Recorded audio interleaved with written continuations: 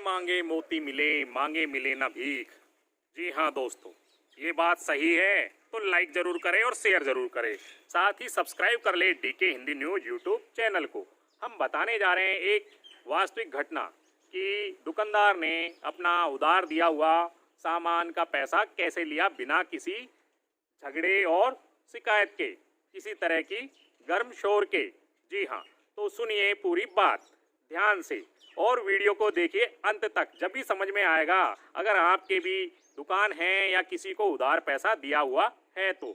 जी हाँ दोस्तों, तो सबसे पहले हम बात करते हैं एक किराना व्यापारी की, जिसकी एक छोटे से गांव में दुकान थी और भी वहां किराना की दुकानें थी।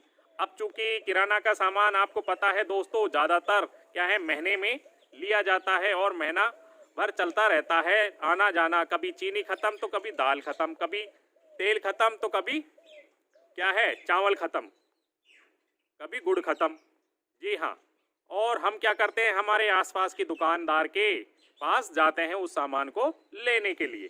अब बात आती है कि दुकानदार भी क्या है कभी नगद तो कभी उधार दे देता है, लेकिन क्या होता है कुछ दुकानदार 2 दूनी 8 करके लिख देते हैं तो कुछ दुकानदार 2 दूनी 4 करके लिख देते हैं।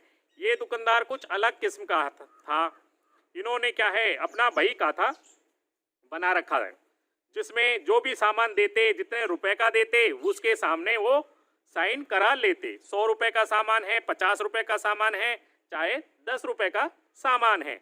अब बात आती है महीने पर जब हिसाब करने आता कोई भी तो पैसे देता था, उस पैसे देने पर भी वह हस्ताक्षर करा लेता कि मान लीजिए किसी का 1125 रुपए का सामान हुआ और उस व्यक्ति ने 1000 रुपए दिए तो उसी के सामने जोड़ लगा के लिख देता 1125 माइनस 1000 रुपए जमा।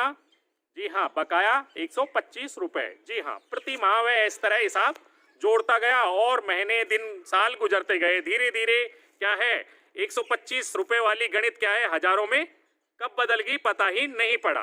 जी हाँ, क्योंकि विश्वास जमता गया लोगों पर, दुकानदार का और दुकानदार पर लोगों का, और उधार का खाता बढ़ता गया। अब बात आती है जब उसकी दुकान में क्या है उधार ही उधार माल बिकने लगा और नगद कम आने लगा। अब ऐसे में वह उसने जोड़ा हिसाब किताब तो काफी उसे घाटा महसूस हो रहा था। जी हाँ, घाटा हो रहा था। अब करे तो क्या करे। जी हाँ, जिस तरह मैंने कहा बिन मांगे मोती मिले, मांगे मिले ना भीख, कबीर जी ने कहा है, रहीम जी ने।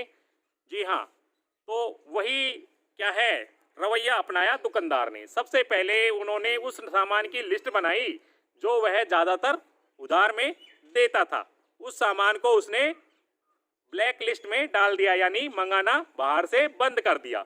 अब जो भी बड़े उधार वाले आते, सामान मांगते, भाई मुझे ये सामान चाहिए, वो सामान चाहिए, चूंकि उनके पास पहले ही हजारों रुपए चढ़े पड़े थे तो वह 2 शब्दों में मना कर देता, भाई यह सामान खत्म हो गया है और बड़ी दुकान वालों ने उधार देने से मुझे मना कर दिया, अभी मेरे पास यह सामान है नहीं, जैसे ही आएगा आप ले जाना या मैं फोन कर दूंगा।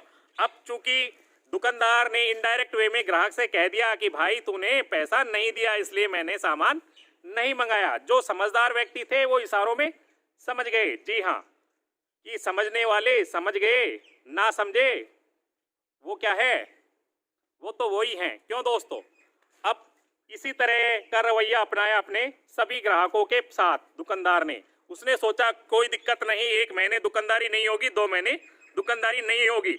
अब चूंकि वो ग्राहक पहले के छोटे मोटे दुकानदारों से भी सामान ले चुके थे और उधारबाजी के कारण उनसे झगड़ा हो चुका था, वो उनकी दुकान पे नहीं जा सकते थे क्योंकि उनकी भी उधार बकाया थी। ऐसे में ग्राहक यह सोचने पे मजबूर हो गए क्यों ना भाई दुकानदार को कुछ ना कुछ पैसा अदा कर दिया जाए, जिससे क्या है इसके पास बड़ी दुकान से सामान आ जाए और हमारा भी काम चलता रहे। जी हाँ दोस्तों, और अब चूंकि धीरे धीरे जैसे जैसे दुकानदार के पास पैसा आने लगा उधार का, वह भी सामान उतने ही प्रतिशत उस व्यक्ति विशेष यानी ग्राहक को देने लगा। जैसे मान लीजिए किसी की तरफ 5000 रुपए है, उसने 2500 रुपए दिए तो उसे 100 रुपए का कोई भी सामान देना होता, मतलब जैसे मान लीजिए 100 रुपए की चीनी देनी होती तो वह 50 रुपए की ही देता। कहता भाई देख अभी मुझे और लोगों को भी देना है सामान, ये खत्म हो जाएगा, क्योंकि बड़े दुकानदार ने तो नगद में भेजा है और आपको अगर मैं सारा दे दूंगा तो फिर और लोगों को कैसे दे पाऊंगा, उन्हें भी मुझे उधार देना है।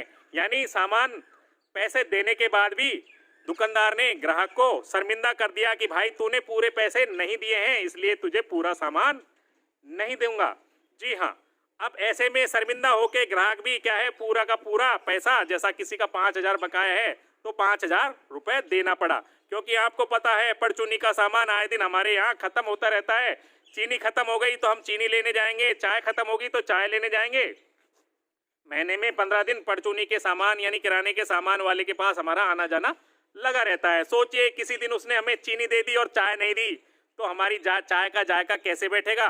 जी हाँ, यही सोच के सभी ग्राहकों ने क्या है, दुकानदार को बिना किसी नाराजगी जताए अपना उधार किया हुआ पूरा पैसा लौटा दिया। तो ये थी एक सत्य घटना जो कि मेरे एक मित्र के साथ हुई है। अगर दोस्तों आप भी फंसे हुए हैं उधार में, दुकानदारी में, तो आप भी इस घटना का अनुसरण कर सकते हैं।